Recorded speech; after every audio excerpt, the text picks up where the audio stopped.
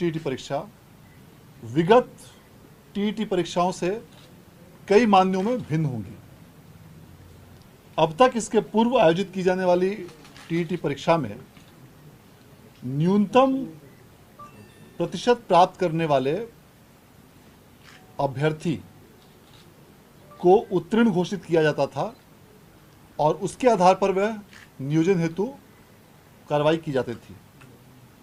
इस बार जो एसटीईटी की परीक्षा आयोजित की जा रही है, इस बार का जो कट ऑफ है वह पूर्व की भांति सामान्य श्रेणी के अभ्यर्थियों के लिए 50% न्यूनतम कट ऑफ होगा और उसके अलावा अनुसूचित जाति, अनुसूचित जनजाति, महिला और दिव्यांग कोटि के अभ्यर्थियों के लिए 45% कट ऑफ होगा और इस कट ऑफ के ऊपर अंक प्राप्त करने वाले जितने भी अभ्यर्थी होंगे उनको कोटिवार in decreasing order of merit अर्थात मेधा क्रम के अनुसार उनकी मेरिट लिस्ट बनाई जाएगी और जितनी रिक्तियां विज्ञापित की जा रही हैं उतनी रिक्तियों का ही रिजल्ट घोषित किया जाएगा।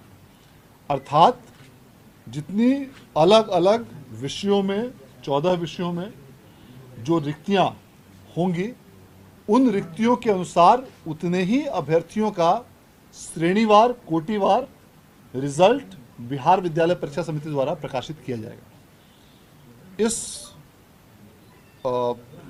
मेधा सूची के तैयार करने में उनकी कोटि और अंक के अनुसार मेधा सूची तैयार की जाएगी। यदि दो कैंडिडेट्स का अंक बराबर होता है तो वैसे केस में उनकी उम्र के आधार पर मेधा सूची तैयार की जाएगी, अर्थात अधिक उम्र वाले अभ्यर्थियों को अधिमानता दी जाएगी। और यदि किसी कैंडिडेट्स के अंक भी बराबर होते हैं और उम्र भी बराबर होती है तो वैसी परिस्थिति में जिनको भी यूजी स्नातक परीक्षा 8th, 9th और 10th के लिए और 11th, 12th के लिए स्नातकोत्तर परीक्षा में जिनके अंक अधिक होंगे उनको मेधा सूची में ऊपर रखा जाएगा।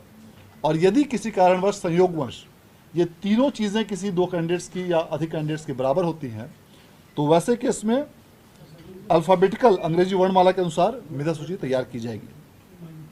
और इस प्रकार मेधा सूची तैयार करते हुए परीक्षाफल की घोषणा की जाएगी।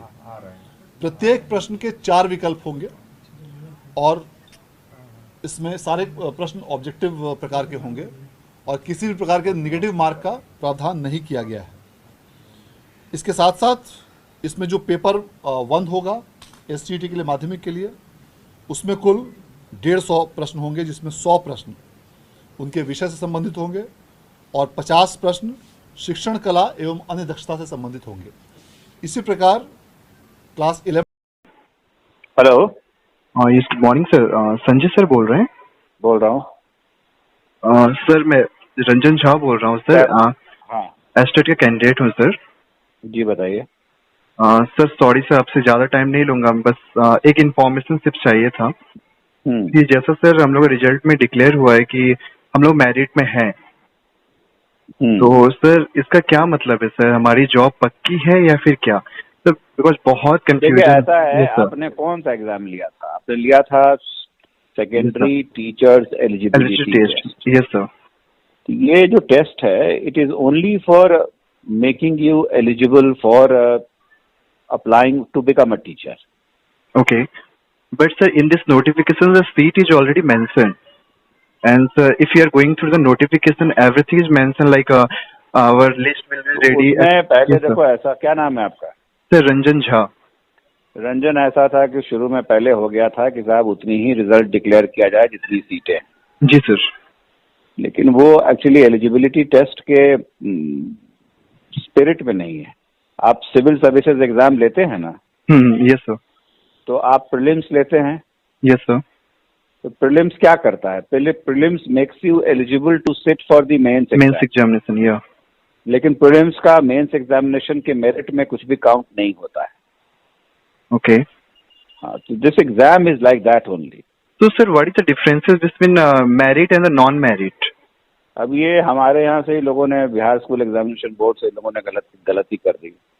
अब उसके कारण हम लोगों को उसको करेक्शन करना पड़ रहा है, जिसके कारण इतना कंफ्यूजन क्रिएट हो गया है। एंड सर ये 37,000 समथिंग सीट सर, इसका मतलब क्या है सर? ये भी क्लियर नहीं हो पा रहा है सर, बहुत। ये मैं आपको सर मंडे या ट्यूसडे को क्लियर कर दूंगा। इनफैक्ट आज संडे है, इसलिए अदरवाइज आज ही मैं कर देता, लेकिन कल यस सर। या परसों तक हम लोग क्लियर कर देंगे ओके कि सर। सब्जेक्ट वाइज कुल कितनी सीटें हैं और कितने लोग जो ऐसे हैं क्वालिफाई किए हैं। मुझे लगता है बाय एंड लार्ज सब लोग निकल जाएंगे, लेकिन जब तक निकलता नहीं है तब तक मैं कुछ कह नहीं सकता हूँ। तो मैं आपको जी कल सर। या परसों, आप देखिएगा, कल या परसों तक मैं इसको क्लियर करा दूंगा। Okay sir. And last question sir, sir अगर हमारी बहाली सर होगी तो ये नॉर्मल जैसे नियोजन इकाई में सबमिट किया जाता आपको था? नियोजन इकाई में जाकर के अप्लाई करना पड़ेगा और फिर आपके बीए और बीएड के एग्जामिनेशन के नंबर के आधार पर आपकी मेरिट लिस्ट बनेगी। सर ये ऑनलाइन होगा या फिर?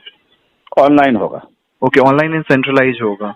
एकदम ऑनलाइन एंड सेंट्रलाइज्ड होंगे, because I can not give this chance to all those people. Yes sir. हम लोगों को बहुत भय होता है कि सब क्या करेगा, किसका बिल्कुल सर, certificate गायब कर बिल्कुल। देगा। Yes sir. तो वो एकदम सेंट्रलाइज्ड ऑनलाइन होगा। और रंजन, रेस्ट अश्योर, मुझे सेकेंडरी स्कूल के टीचर्स की बहुत ज्यादा आवश्यकता है। मेरे सारे स्कूल्स बिना टीचर्स के चल रहे हैं। Yes sir, really sir, we are fate on you तो हम ओनली लोग सर। कोशिश करेंगे जितनी जल्दी हो Yes, sir. आगे के 3 महीने के अंदर इस प्रोसेस को कंप्लीट कर दें। Thanks a lot sir.